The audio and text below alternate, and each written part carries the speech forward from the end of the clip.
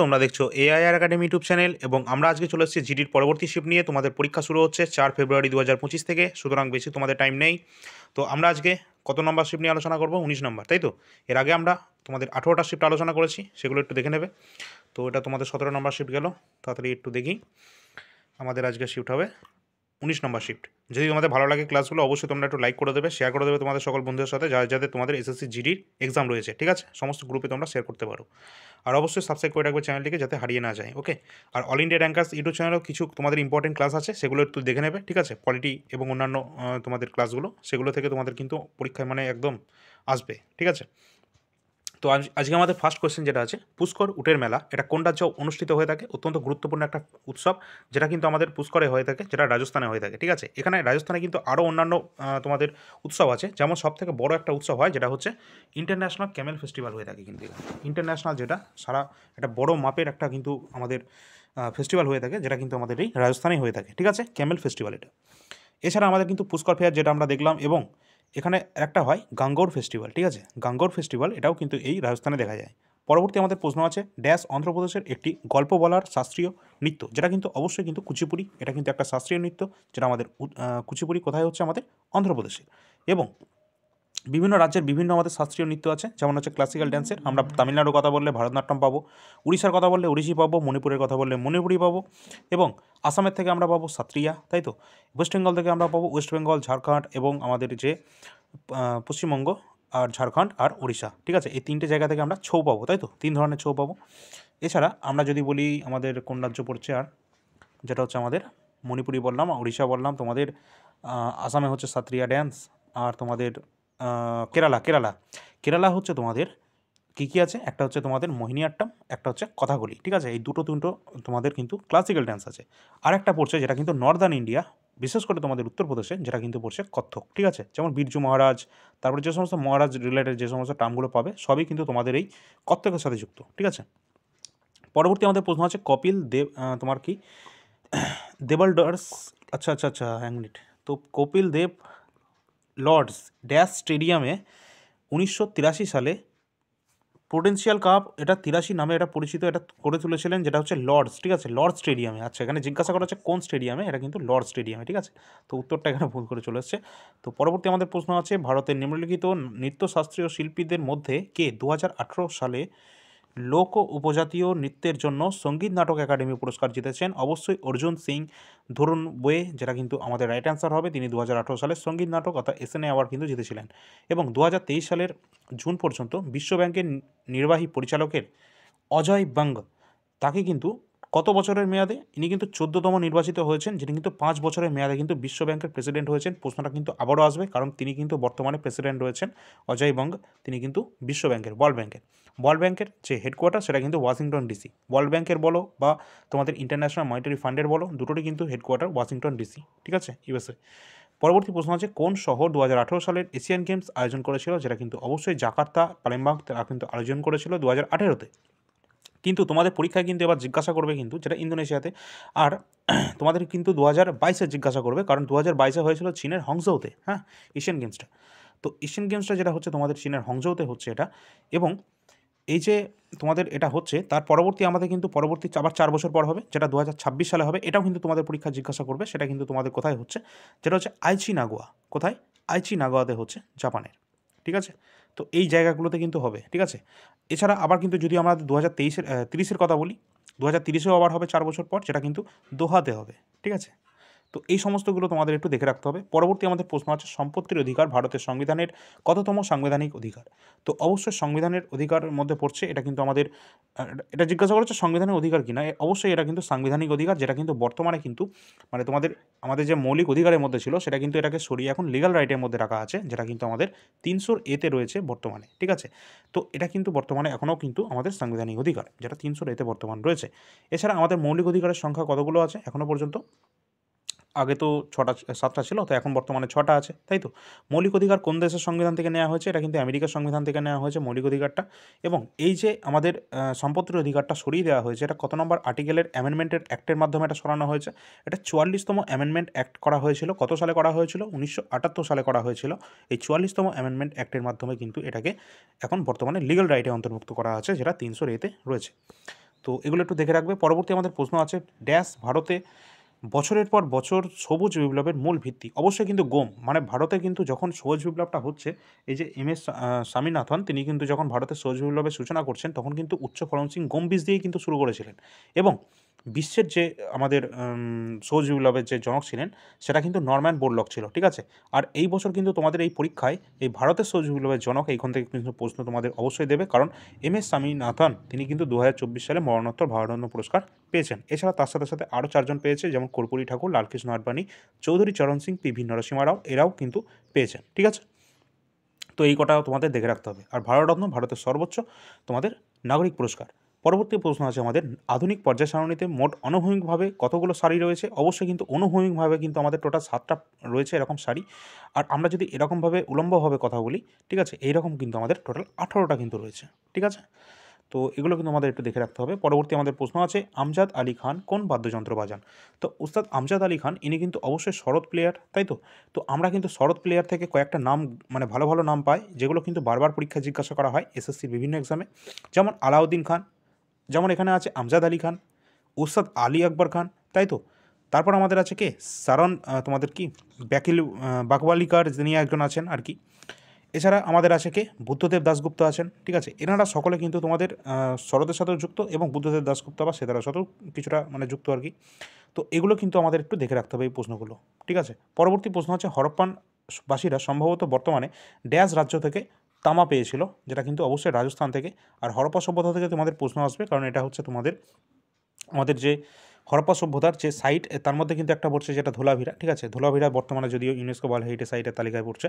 তো এখানে দেখে রাখবে হরপ্পা সভ্যতা আবিষ্কার করছে কে, কত সালের, দয়ারাম সাহানি কিন্তু হরপ্পা সভ্যতা আবিষ্কার করছে 1921-এ, ঠিক আছে।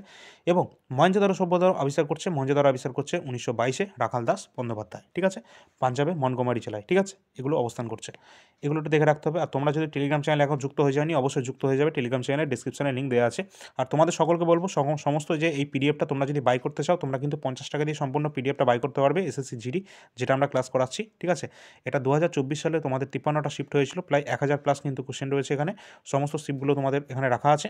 তো অবশ্যই তোমরা যদি নিতে চাও 50 টাকা দিয়ে সম্পূর্ণ পিডিএফটা বাই করতে পারবে। ডিসক্রিপশনে তোমাদের নাম্বার দেওয়া আছে, ওই নম্বরে তোমরা যোগাযোগ করতে পারবে। যেহেতু তোমাদের পরীক্ষার বেশি দিন নেই, ঠিক আছে, খুব তাড়াতাড়ি হয়ে যাচ্ছে। তো পরবর্তীতে তোমরা দেখতে পারো যে কারেন্ট অ্যাফেয়ার্স কিন্তু তোমাদের জন্য গুরুত্বপূর্ণ ইম্পর্টেন্ট রোল প্লে করবে, কারণ কারেন্ট অ্যাফেয়ার্স তোমরা যদি নিতে চাও জানুয়ারি থেকে ডিসেম্বর, আজকেই তোমাদের কিন্তু লাস্ট ডেট। এই কারেন্টের পিডিএফটা তোমরা যদি বাই করতে চাও জানুয়ারি থেকে ডিসেম্বর 2024 সম্পূর্ণ কারেন্ট অ্যাফেয়ার্সটা পাচ্ছ এখানে শুধুমাত্র 51 টাকায় আজকে পর্যন্ত, ঠিক আছে। তো আজকের পর থেকে এটা 80 রুপিস হয়ে যাবে, ঠিক আছে।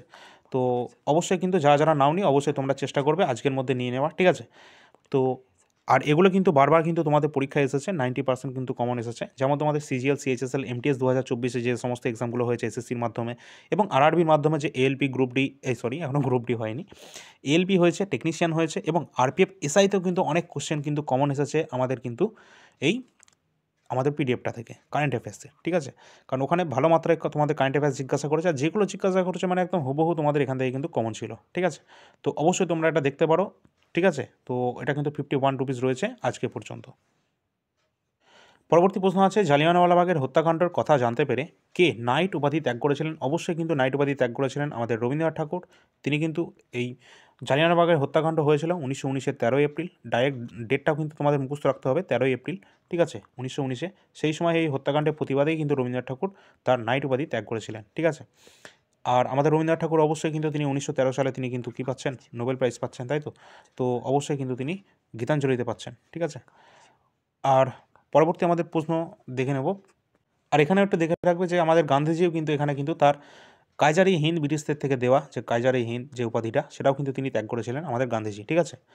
পরবর্তী প্রশ্ন আছে, 2023 সালের জুন মাসে বার্ষিক যে ইউকে ইন্ডিয়া অ্যাওয়ার্ড, এটা কাকে globally Indian icon of the year হিসাবে দেওয়া হয়েছে, যেটা কিন্তু মেরি কমকে দেওয়া হয়েছিল 2023-এ। এটা কিন্তু ট্রেন্ডিং টপিক ছিল। আর মেরি কম একজন কে, পরীক্ষায় কিন্তু বারবার পরীক্ষায় আসে, তাই তো। তিনি একজন প্রফেশনাল বক্সার, ঠিক আছে। তো ফিমেল একজন বক্সার, তিনি কিন্তু বক্সিংয়ের সাথে তার পেশা আর কি। তো তিনি কিন্তু এছাড়া তিনি আমাদের ফর্মার রাজ্যসভার তোমাদের চেয়ারম্যান না, রাজ্যসভার মনোনীত মেম্বারও ছিলেন, ঠিক আছে। তো এগুলো একটু দেখে রাখতে হবে। পরবর্তী আমাদের প্রশ্ন আছে, কোন ধরনের ব্যয় বলতে এমন ব্যয় বোঝায় যা ভৌত বা আর্থিক সম্পদ সৃষ্টির দিকে পরিচালিত করে না, যেটা রাজস্ব ব্যয়। পরবর্তী প্রশ্ন আছে 2023-24 সালের বাজেটে সরকার সামাজিক এবং অর্থনৈতিকভাবে পিছিয়ে পড়া তপশিলি উপজাতিদের জন্য লক্ষ্যযুক্ত প্রকল্পগুলি বাস্তবায়নের জন্য প্রধানমন্ত্রী যেটা আছে পিভিটিজি যে উন্নয়ন মিশনের ঘোষণা করেছে, এখানে পিভিটিজি এর অর্থটা কী সেটা আমাদের জানতে চেয়েছে, যেটা কিন্তু আমাদের রাইট অ্যান্সার হবে পার্টিকুলারলি vulnerable ট্রাইবাল গ্রুপস। ওকে, তো অবশ্যই পিভিটিজি এর ফুল ফর্ম আমাদের জিজ্ঞাসা করেছে, এটা আমাদের রাইট অ্যান্সার হবে। নেক্সট আমরা পরবর্তী প্রশ্ন দেখব, নিচের কোনটি গণপ্রজাতন্ত্র চীনের রাজধানী? তো অবশ্যই কিন্তু আমাদের যে প্রতিবেশী দেশগুলো রয়েছে সেই প্রতিবেশী দেশের রাজধানীগুলো একটু দেখে রাখতে হবে, প্রতিবেশী দেশ সম্পর্কে দেখে রাখতে হবে, ঠিক আছে? আমাদের ভারতের ম্যাপ সম্পর্কে একটু দেখে রাখতে হবে, আমাদের প্রতিবেশী দেশগুলো কোন কোন জায়গায় কোনটা পড়ছে। তো এক্ষেত্রে কিন্তু আমাদের চীনের বেজিং কিন্তু আমাদের রাইট অ্যান্সার হবে, এটা কিন্তু তার রাজধানী। এবং আমরা যদি আমাদের প্রতিবেশী দেশগুলো এমন ছোট্ট করে দেখে নিই, যেমন আমরা যদি বলি পাকিস্তানের রাজধানী কোনটা হবে, ইসলামাবাদ। চায়নার আমরা দেখলাম বেজিং। তারপরে আমরা যদি বলি নেপালের কোনটা হবে, অবশ্যই কাঠমান্ডু হবে নেপালের। প্রতিবেশী দেশ আরও আমাদের আছে ভুটান, ভুটানের কিন্তু হবে কোনটা, থিম্পু। আমাদের বাংলাদেশ আছে আমাদের প্রতিবেশী দেশ, যার সাথে আমরা সবচেয়ে বড় সংখ্যক একটা বর্ডার লাইন শেয়ার করে থাকি। তো অবশ্যই কিন্তু 4096 কিলোমিটার কাছাকাছি। তো এখানে কিন্তু আমাদের বাংলাদেশের ঢাকা হয়ে যাবে রাইট অ্যান্সার। এবং মায়ানমার আমাদের প্রতিবেশী দেশ আছে, যার কিন্তু নেপাইদাও হচ্ছে তার ক্যাপিটাল সিটি। ওকে, এছাড়া আমাদের আফগানিস্তান আছে পাকিস্তানের ওই পাশে, আফগানিস্তান আছে যেটা কিন্তু অবশ্যই কাবুল হচ্ছে তার রাজধানী। এবং মালদ্বীপও আছে আমাদের, যেটা কিন্তু মালে হচ্ছে তার ক্যাপিটাল। তো এই সমস্ত যে আমাদের প্রতিবেশী দেশগুলো রয়েছে তাদের কিন্তু ক্যাপিটাল সম্পর্ক এই সমস্ত কিছু একটু দেখে রাখতে হবে। পরবর্তী আমাদের প্রশ্ন আছে, ভারতের কতগুলি দেশের সাথে সমুদ্র সীমা ভাগ করে নেয়? তো অবশ্যই কিন্তু ভারত দেখেছো তো, তাহলে দেখো আমাদের ভারতের যে প্রতিবেশী দেশ সম্পর্কে দুটো কোশ্চেন হয়ে গেল। তো ভারতের প্রতিবেশী দেশের যে সমুদ্র সীমা ভাগ করে না, অর্থাৎ ভারতের কোন এটা ন্যায় বলেছে, ঠিক আছে? তো ভাগ করে নেয়, তো এখানে কিন্তু দুটো কিন্তু আমাদের এখানে ভাগ করে নেয়, যেটা কিন্তু মালদ্বীপ আর হচ্ছে তোমাদের রাইট অ্যান্সার হবে শ্রীলঙ্কা, তাই তো? এই দুটো কিন্তু তোমাদের রাইট অ্যান্সার হবে। ভালো করে কোশ্চেনটা দেখে নাও, সমুদ্র সীমা ভাগ করে নেয় কোন দুটো দেশ, যেটা কিন্তু মালদ্বীপ কিন্তু ভাগ করে এবং শ্রীলঙ্কা কিন্তু ভাগ করে, ঠিক আছে? আর শ্রীলঙ্কার সাথে আমাদের পক্ষনালী দ্বারা শ্রীলঙ্কা কিন্তু বিচ্ছিন্ন আছে আমাদের থেকে। তো এই সমস্তগুলো একটু দেখে রাখতে হবে। আর তোমাদের কিন্তু এখান থেকে আরেকটা কোশ্চেন হয়তো তোমাদের আপকামিং শিফট মানে তোমাদের এক্সামে কিন্তু জিজ্ঞাসা করা হতে পারে, ভারতের কোন প্রতিবেশী দেশগুলো সমুদ্রের সাথে কোনো লিঙ্কই নেই অথবা ল্যান্ড লকড কান্ট্রি? ভারতের কোন প্রতিবেশী দেশ দুটো ল্যান্ড লকড কান্ট্রি রয়েছে, যেটা কিন্তু আমাদের প্রতিবেশী দেশ নেপাল এবং ভুটান, তারা সম্পূর্ণভাবে কিন্তু ল্যান্ড লকড, ঠিক আছে? কোনো রকমভাবে তাদের কিন্তু সমুদ্রের সাথে কোনো সীমারেখা কিন্তু নেই, ঠিক আছে? পরবর্তী প্রশ্ন আছে, সবুজ বিপ্লব উল্লেখযোগ্যভাবে ফসলের ফলন বাড়িয়েছে এবং ভারতীয় কৃষিকে আরও রূপান্তরিত করেছে। একটি উল্লেখযোগ্য তোমাদের অপূর্ণতা কী ছিল, যেটা কিন্তু পরিবেশের অবনতি। পরবর্তী আমাদের পরীক্ষায় যে প্রশ্ন এখান থেকে তোমাদের জিজ্ঞাসা করা হয় যে হকি ইন্ডিয়া মন্ত্রকের অধীনে ড্যাশ ভারতে, অর্থাৎ যুব বিষয়ক যে ক্রীড়া মন্ত্রক যেটা ইউথ অ্যাফেয়ার্স অ্যান্ড স্পোর্টস, ভারতে পুরুষ এবং মহিলা হকি সংক্রান্ত যে কার্যকলাপের পরিকল্পনা এবং বাস্তবায়নের জন্য দায়ী, এটা একটা গভর্নিং বডি, গভর্নমেন্টের একটা বডি। ওকে, যেটা ইউথ অ্যাফেয়ার্স অ্যান্ড স্পোর্টস, ঠিক আছে? পরবর্তী এবং আমাদের আজকে শেষ কোয়েশ্চেন যেটা রয়েছে, ভারতের সংবিধানের 168 নম্বর অনুচ্ছেদে উল্লেখ করা হয়েছে যে একটি রাজ্যের আইনসভার দুটি কক্ষ রয়েছে। কি কি? একটা রাজ্যের আইনসভার কথা বলেছে। তো রাজ্য আইনসভার কিন্তু দুটো কক্ষ, একটা হচ্ছে তোমাদের বিধানসভা আর একটা হচ্ছে বিধান পরিষদ। তো বিধানসভা যেটা কিন্তু আমাদের নিম্নকক্ষ এবং বিধান পরিষদ যেটা আমাদের উচ্চকক্ষ। যেমন আমাদের রয়েছে আমাদের কেন্দ্রের ক্ষেত্রে কি আছে, একটা লোকসভা রাজ্যসভা, রাজ্যসভা উচ্চকক্ষ এবং লোকসভা হচ্ছে নিম্নকক্ষ।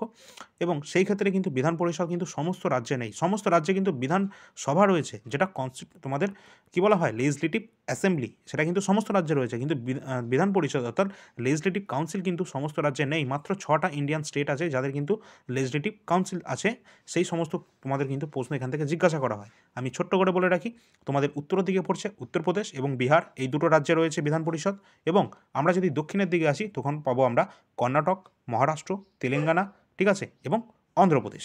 তো এই চারটে আমাদের স্টেট আছে যাদের কিন্তু মানে এই 6টা স্টেট আছে যাদের কিন্তু বিধান পরিষদ কিন্তু রয়েছে, ঠিক আছে? তো বাদবাকি কিন্তু আর কোনো রাজ্যের নেই, যদিও আমাদের ওয়েস্ট বেঙ্গল গভর্নমেন্ট তারা কিন্তু একটা মানে আবেদন করেছে আর কি বিধান পরিষদে। তো দেখা যাক সেটা পরবর্তী দেখার বিষয়। তো আজকের ক্লাস কিন্তু আমাদের এই পর্যন্ত ছিল। তোমাদের যদি ভালো লাগে থাকে অবশ্যই তোমরা কিন্তু লাইক করে দিও, ঠিক আছে? অবশ্যই শেয়ার করে দিও এবং সাবস্ক্রাইব করে দেবে চ্যানেলটিকে, যাতে তোমাদের এই ক্লাসগুলো মিস না হয়। আর তোমাদের কিন্তু পরবর্তী গ্রুপ ডি যে নোটিফিকেশান পাবলিশ হচ্ছে, যেটা তোমাদের 23 তারিখ থেকে সম্ভবত তোমাদের এক্সামিনেশনের যে তোমাদের এক্সামিনেশন না, তোমাদের ফর্ম ফিল আপ যেটা শুরু হচ্ছে, ঠিক আছে। তো আশা করছি মোটামুটি ভালো সংখ্যক ভ্যাকেন্সি থাকবে, ঠিক আছে। তো তোমাদের গ্রুপ টু ক্লাসও কিন্তু শুরু হয়ে যাবে এই চ্যানেলে, ঠিক আছে। অবশ্যই চ্যানেলটা সাবস্ক্রাইব করে রাখবে যাতে তোমাদের হারিয়ে না যায়, ওকে। তো চলো পরবর্তী ক্লাসে আসছি। আর যাদের যা পিডিএফের যদি দরকার হয়ে থাকে, যেটা কিন্তু আমাদের যে 3টে পিডিএফ রয়েছে, এনটিপিসি যেটা হচ্ছে তোমাদের NTPC previous year GK question, তোমরা যদি সলিউশন দেখতে চাও অল ইন্ডিয়া ট্যাঙ্কার্স ইউটিউব চ্যানেলে এই সলিউশন করানো হয়, যেটা 99 টাকা দিয়ে এই প্রিভিয়াস ইয়ার জিকে কোশ্চেনগুলো পাচ্ছ, যেখানে কিন্তু 133টা শিফটে 5000 প্লাস কিন্তু জিকে কোশ্চেন রয়েছে, ঠিক আছে। এবং জিডি কনস্টেবল যেটা তোমরা এখান থেকে দেখতে পাচ্ছ, এই যে কোশ্চেনগুলো, এগুলো যদি নিতে চাও তাহলে কিন্তু এটা 50 টাকা দিয়ে পেয়ে যাচ্ছ। এবং কারেন্ট অ্যাফেয়ার্স যেটা জানুয়ারি থেকে ডিসেম্বর 2024 সম্পূর্ণটা তোমরা 51-এ আজকে পাচ্ছ, ঠিক আছে। আজকের পর থেকে এটা 80 রুপিস হয়ে যাবে, ঠিক আছে।